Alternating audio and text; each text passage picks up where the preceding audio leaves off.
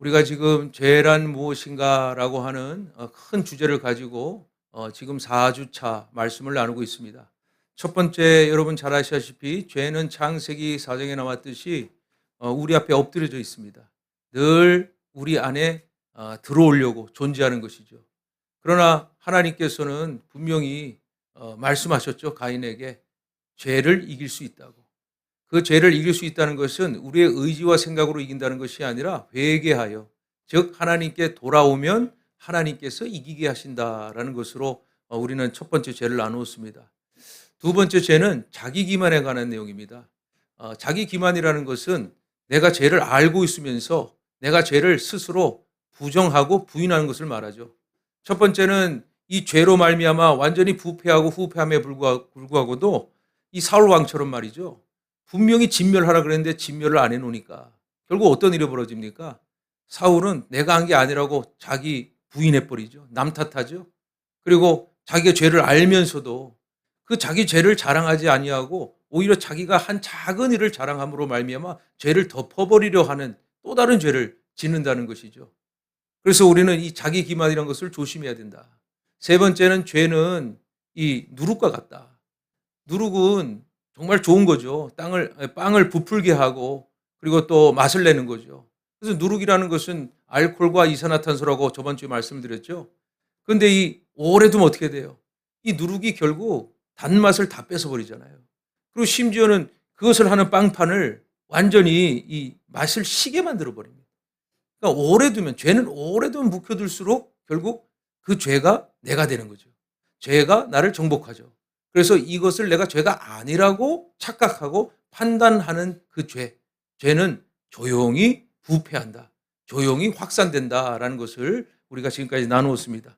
오늘 말씀은 죄의 본질을 좀 말하고 싶어요. 자, 여러분 보세요. 오늘 말씀에 부패한 것은 마음이다라고 되어 있습니다. 자, 그러면 이 말씀이 어디 있냐 봤더니 9절 말씀에 나와 있어요. 9절에 뭐라고 되어 있냐면 만물보다 거짓되고 심히 부패한 것은 마음이라 이렇게 되어 있단 말이에요. 그러니까 다 우리가 보면은 모든 죄의 시작은 마음에서부터 비롯되는 거예요. 마음에서. 그러니까 우리 행위가 굉장히 이 죄가 무겁고 또 이 죄가 무겁다 뭐 이렇게 표현을 해요. 그래서 보통 사회죄도 이게 범죄가 드러나거나 아니면 증거가 나타나거나 아니면 피해자가 나타날 때 그때야 죄의 유무를 찾잖아요. 인간이 서로의 죄를 정확히 알 수가 없기 때문에 그런 거예요. 드러나야만 하는 것이죠. 그런데 성경은 그렇게 말하지 않습니다. 죄는 결국 부패로부터 비롯되는데 그 부패의 시작은 우리의 마음에서부터 시작된 것이라는 거예요. 마음에서. 그럼 이 마음을 무엇으로 의미할까요? 그 마음이 바로 어디에 우리가 심겨졌느냐, 우리가 어디에 관심을 가지고 있느냐로부터 죄가 우리의 마음에 있느냐 없느냐, 그리고 또 말씀에 나왔듯이 심에 부패했는가를 알 수가 있다는 거예요. 자, 그 예를 이 예레미야에서 찾을 수가 있는데요. 먼저 여러분 5절 말씀 한번 보겠습니다. 5절에 이렇게 되어 있죠. 여호와께서 이와 같이 말씀하시느라 무릇 사람을 믿으며 육신으로 그의 힘을 삼고 마음이 여호와께서 떠난 그 사람은 저주를 받을 것이라 이렇게 되어 있어요. 그러니까 지금 힘, 그죠? 근데 또 뭐가 있죠? 그 다음에 육신으로라는 표현이 있어요. 우리의 관심사, 예수를 믿어도 우리가 지금 말하려고 하는 것, 그리고 내가 제일 먼저 사랑하려고 하는 것, 그건 사실 우리가 말의 표현에서 나와요. 하나님을 사랑하면 하나님이 먼저 나올 것이고 모든 일에 있어서 그 문제를 풀어가는 데 있어 내가 하나님을 부르지 않고 내 생각을 먼저 얘기한다면 그것은 내가 사랑하는 마음이 어디에 있느냐를 말해주고 있다는 것이에요. 그래서 오늘 전체 예레미야서를 보면요. 두 종류의 나무가 나오는 것을 볼 수가 있어요. 먼저 여러분 6절의 말씀에 한 나무가 나오죠. 이렇게 되어 있습니다. 그는 사막의 떨기나무 같아서라고 되어 있습니다. 사막의 떨기나무가 나오죠. 그 다음에 이렇게 되어 있습니다. 좋은 일이 오는 것을 보지 못하고 광야 간조한 땅, 곧 건건한 땅, 사람이 살지 않는 땅에 살리라. 그러면 이 떨기나무는 어디 산다고요? 사람이 살지 않는 땅, 건건하고 물이 없는 땅에 이게 지금 심겨진 거예요. 이게 심겨졌단 말이에요. 기억하세요. 자, 그 다음에 7절 말씀 보겠습니다. 이렇게 되어 있습니다. 그러나 무릇 여호와를 의지하며 여호와를 의뢰하는 그 사람은 복을 받을 것이라 이렇게 되어 있어요. 아까는 마음이 부패하여서 육신과 그리고 내 생각이 마음이 부패한 사람을 얘기했잖아요. 근데 오늘 다시 반대급부의 인물을 소개하고 있어요. 다시 한번 볼까요? 이렇게 돼 있죠. 이렇게 돼 나의 만물보다 거짓되고 심히 부패한 것은 마음이라 이렇게 돼 있는데 그 전에 말씀해 보면 그러나 무릇 여호와를 의지하며 여호와를 의뢰하는 그 사람은 복을 받을 것이라 했는데 이 사람의 비유를 또 다른 나무로 얘기하고 있어요. 자 볼까요? 8절 그는 물가에 심어진 나무가 그 뿌리를 강변에 뻗치고 더위가 올지라도 두려워하지 아니하며 그 입이 청청하며 가무는 해에도 걱정이 없고 결실이 그치지 아니함 같으니라. 그래서 물가에 심겨진 나무 그리고 오늘 말씀에 사막의 떨기나무 이렇게 돼 있단 말이에요. 자 그러면은 우리 죄의 이 원인이 어디 있는가? 이 죄의 도대체 원인은 뭘까? 그것은 내 마음이 어디에 심겨져 있는가로부터 이 죄를 확인할 수가 있다는 것이죠. 자, 여러분 오늘 이 떨기나무 있죠? 사막의 떨기나무의 히브리어의 원어를 찾으면 이것은 벌거벗겨졌다라는 뜻이에요. 벌거벗었다. 자, 오늘 환경을 한번 볼게요. 사막의 떨기나무의 환경이 뭐냐면 이거예요. 좋은 일이 오는 것을 보지도 못해. 그러니까 이 말은 무슨 말이냐면 이 말이에요. 이 원래 우리의 마음이 어디에 심겨졌느냐 하면은 우리의 걱정과 근심과 두려움 속에 마음을 심겨 놓잖아요. 걱정과 근심? 그러면은 좋은 일이 있어도 걱정과 근심하는 상황이라면 그것은 지금 우리의 마음이 하나님께 심겨지지 아니하고 내 마음에 벌거벗은 상태에서 죄에 벌거벗어진 상태에서 지금 계속 걱정 근심하는 거예요.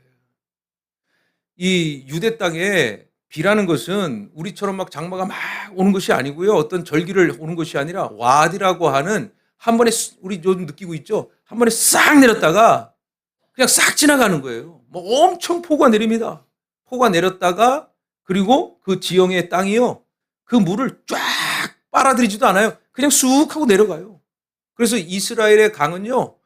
땅 밑에 있어요. 땅 밑에 물이 흘러요. 왜냐하면 비가 흘렀으면 그게 고스란히 밑으로 떨어지니까. 그러니까 이런 거죠. 우리가 가시떨기나무 같이 두려워하고 근심하고 염려하는 이유가 도대체 무엇이냐예요. 한번 여러분 생각해 보세요. 왜 근심하고 염려해요? 그 이유는요. 내가 나를 심어서 그런 거예요. 불완전한 내 마음에 자꾸 내가 하나님을 의지하지 못하고 내 스스로가 벌거벗겨져 가지고 그냥 그 모습 그대로 사는 거예요. 그래서 비가 떨어진다라고 한다는 것은 뭐냐면 좋은 거잖아요. 근데 그것을 도무지 받지를 못하는 마음. 좋은 게 와도 받아들일 수가 없는 게 죄예요. 우리가 이 비가 왔으면 너무 좋은 거 아니에요. 근데 이 사막에 떨기나무는요. 열매도 못 맺어요. 그러니까 결국 떨기나무 같은 마음을 가진 자, 떨기나무 같은 신앙을 가진 자는 아무리 예수를 믿어도 그 예수 안에서 오히려 궁핍하고 공허하고 예수를 믿는 것이 오히려 내가 기쁨이 하나도 없는 상태가 돼버리는 거예요. 자, 왜 그럴까? 한번 여러분 판단을 한번 해보세요. 내가 지금 근심과 걱정이 뭐에서부터 비롯됐는가 제 질문을 드릴 텐데 이건 제 질문이 아니고 팀 켈러 목사님 책에서 제가 인용을 해서 말씀을 드리는 겁니다. 한번 생각해 보세요. 나를 지금 가장 떠오르는 것만 생각하시면 돼요. 나를 지금 가장 걱정하게 하는 게 뭔지. 첫 번째입니다. 나를 가장 걱정하게 하는 것. 그리고 지금 여러분의 삶 속에서 내가 가장 지금 두려워하는 것은 뭔지. 마지막으로 내가 지금 만약에 뭔가를 잃어버리면 내 인생이 무너질 것 같은 것이 뭔지. 그러면 아마 여러분들이 하나님이요 하지 않는 이상은 그 세 가지가 바로 여러분의 이 사막과 같은 여러분의 떨기나무 같은 마음이 심겨진 거예요. 하나님이 아니라 지금 내가 두려워하는 것에 그거에 완전히 묻혀버린 거예요. 마음이 부패돼 가지고 뭘 좋은 것을 해줘도 좋은 것이 아닌 거예요. 이런 사막의 떨기나무 같은 사람들의 특징이 뭐냐면요. 줘도 모른다는 거예요. 잔잔한 은혜를 그리고 하나님이 구원해 주실 거다라고 하는 믿음, 이 믿음이 전혀 없이요. 그냥 내가 두려워하는 것이 나타나면 마치 그를 빨리 문제를 해결해 달라고 하는 그러한 인스턴트 신앙이에요. 그러니까 한 번 비가 내리는 거에 그냥 그게 행복인 거예요. 자기가 원하는 대로. 그러니까 버티질 못하는 거예요. 사막에 떨기나무 열매를 맺을 수가 없는 거예요. 내가 상실할 거에 대한 두려움만 가지고 있으면 하나님이 없으니까 자꾸 그것에 몰입해서 매몰돼 버리니까 이제 끝났구나. 예를 들면 그런 거잖아요. 우리가 뭐 삶을 사는데 돈이 없다고 생각해 보세요. 이거 실제적 문제 아니에요? 근데 돈이 없는 건 두려운 거죠. 근데 여러분, 제가 늘 말씀드렸듯이 신앙의 정도라는 것은 그런 거예요. 돈이 없어요. 그러면 이 돈에 매몰된 사람 어떻게 될까요? 지금이라도 자살할 수 있어요. 왜? 이거 없으면 죽는다고 믿는 사람이니까. 그리고 뭔가 내 안에 건강을 추구하니까 건강의 어떤 한 부분을 잃어버리면 모든 걸 잃어버린 것처럼 착각하는 두려움에 빠진 것이 바로 사막의 떨기나무에 심겨진 이런 존재가 된다는 거예요. 자, 그런데 반대로 한번 보겠습니다. 자, 다시 7절을 볼게요. 그러나 라고 이제 뒤집어지면서 하는 말이 무릇 여호와를 의지하며 여호와를 의뢰하는 그 사람은 복을 받을 것이라 라고 됐어요. 이건 무슨 말이냐? 어디에 심겨졌어요? 마음이. 여호와에 의지하고 여호와의 밭에 심겨진 이 나무를 얘기하고 있죠. 근데 8절에 이렇게 되어 있습니다. 그는 물가에 심겨진 나무가 그 뿌리를 강변에 뻗치고 더위가 올지라도 두려워하지 아니하며 이렇게 되어 있어요. 그러면 여러분 생각해, 오늘 말씀 보세요. 물가에 심겨진 나무예요. 그 나무는 물이 많아서 복이 있는 나무예요? 아니죠. 오늘 다음 말씀이 중요한 거예요. 이렇게 되어 있습니다. 더위가 올지라도 두려워하지 아니하며가 중요한 거예요. 아무리 물가에 심겨진 나무에도 이 물가가요, 뭐 영원히 뭐 공급되지 않을 거 아니에요. 뭐 가뭄이 오면 이제 뭘까 물이 없잖아요. 그러면 그 남은 잎이 어떻게 될까요?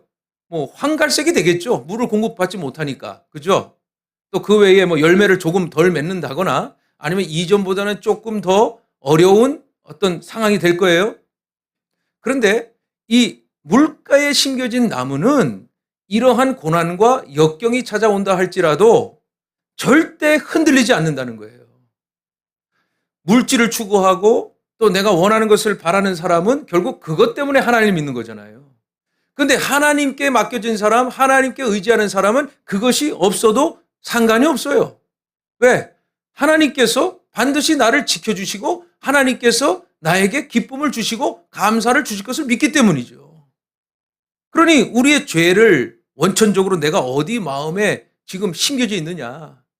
하나님께 심겨진 자는 고난과 역경이 찾아와도 하나님의 뜻으로 하나님께서 나를 해결해 주실 것을 믿는 믿음이요.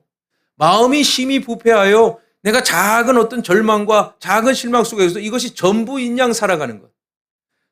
고민을 또 고민하고 근심을 또 근심해서 내가 문제를 막 키우고 그게 바로 마음이 부패하다는 말이에요. 예배를 드리면서도 이 예배 가운데 하나님이 공급해 주시는 것을 통해서 또다시 예배를 소망하고 예배를 기뻐하는 자는 예배를 통해 복을 받을 줄 믿는 저와 여러분 되시기를 주님의 이름으로 축원합니다. 기도도 마찬가지예요. 안 하니까 두려움과 불안이 찾아온 거잖아요. 안 믿으니까 기도를 해도 형식이 되잖아요. 이게 제일 위험한 게 습관으로 기도하는 사람들이에요. 그래서 어느 목사님이 이거는 웃으라고 하는 이해하세요? 웃으라고 하는 말이에요. 제일 무서운 사람, 새벽 기도 안 빠지고 오는 사람, 제일 무서운 사람. 네. 그리고 뭐라 그러시냐면 너무 교회에 자꾸 오지 말아요. 자꾸 오지 말아요. 그러니까 그 말은 오지 말라는 말이 아니고요. 자꾸 불안한 요소를 하나님과 나와의 인격적인 관계로 해소되지 못하고 교회를 우상 삼아서 자꾸 와서 얘가 위로가 돼. 얘가 평안이 돼. 이렇게 말씀하시는 분들. 이게 성전 중심적 신앙이에요. 이게 구약적 신앙이에요. 예수님이 성전을 3일 만에 무너뜨린다 그랬어요. 그리고 고린도전서에 보면 뭐라 그래요? 우리를 살아있는 성전이라 그랬죠. 그러니 교회에 와도 기쁘고. 그렇죠?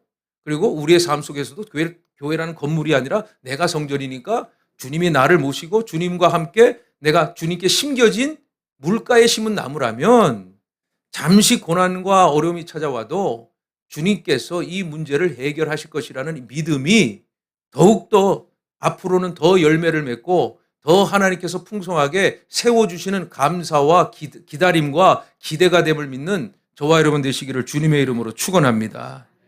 여러분, 그래서 오늘 말씀 한번 찾아봤으면 좋겠어요. 시편 37편 4절 한번 볼게요. 시편 37편 4절입니다. 말씀을 좀 보도록 하겠습니다. 시편 37편 4절.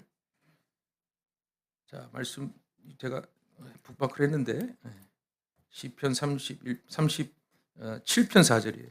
날라갔네요. 37편 4절. 한번 우리 다 같이 한번 읽어볼까요? 37편 4절. 시작. 또 여호와를 기뻐하라. 그가 내 마음의 소원을 내게 이루어 주시리로다. 할렐루야. 그러니까 고난이 와도 그것을 이겨낼 수 있는 것은 뭘까? 바로 말씀과 기도와 예배와 또 하나님이 나에게 공급해 주신다는 믿음이 늘 우리가 경험이 되어야지 고난이 찾아와도 두려움이 없는 거예요. 근심이 없는 거예요. 근심을 사서한다 그러잖아요. 그러니까 근심할 필요가 없어요. 근심한다는 말은 단순하지만 믿음이 없는 거예요. 불안이 찾아온 것도 지금 그 상황은 믿음이 없는 거예요. 그러나 우리는 본능적으로 누구를 찾아야 그때? 예수 그리스도를 찾는 거죠. 그게 믿음이에요. 하나님을 찾고 하나님을 부르고 하나님을 의지하는 것. 그게 진정한 믿음이라는 거예요. 아까도 말씀드렸어요. 이 두 가지 종류는 아예 심어진 상황을 얘기한 게 아니에요. 우리가 때로는 사막의 이 떨기나무처럼 이 가시나무처럼 이런 상태가 될 수 있어요. 또 우리도 시냇가에 심은 나무처럼 될 수가 있어요. 그런데 우리가 주목해야 될 말씀은 뭐냐면요. 그럼 우리가 이 사막 같은 인생에 정말 낙심만 찾아오고 미래가 없어 보이고 소망이 없을 때는 어떻게 하냐 이거예요. 이걸 어떻게 강가에 심어진 나무가 될 거냐라는 것을 우리가 확인하셔야 돼요. 자, 한번 보겠습니다. 8절 말씀해 보세요. 8절 말씀에 이렇게 되어 있습니다. 그는 그러니까 복을 받을 것이요 라고 되어 있는 다음에 8절에 그는 물가에 심어진 나무라고 되어 있죠. 그럼 원래 물가에 있었어요? 아니죠.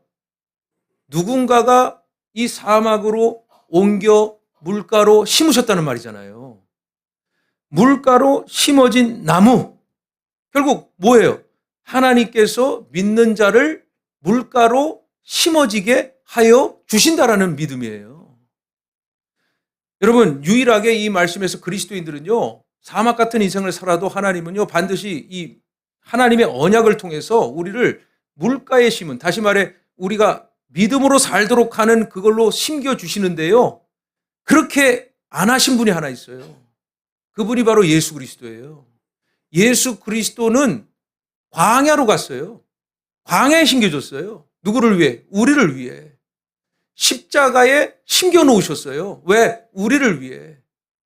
그러므로 말미암아 우리를 이 예수를 믿는 우리를 어디다 놓는다고요? 우리의 삶에 믿음의 물가로 심겨놓은 존재라는 것을 우리는 믿기만 하면 마음이 부패되지 아니하며 다시 새 생명이 일어나며 다시 하나님의 기운과 하나님의 역사가 일어날 줄을 믿는 저와 여러분 되시기를 주님의 이름으로 축원합니다. 그래서 오늘은 너무 덥죠? 어떠세요? 좀 덥죠? 제가 오늘 이렇게 한번 싹 쳐다보니까 두 분은 졸고 세 분은 이미 가사 상태가 돼버렸어요. 그래서 이건 더 이상 진행하면 나는 역적이다.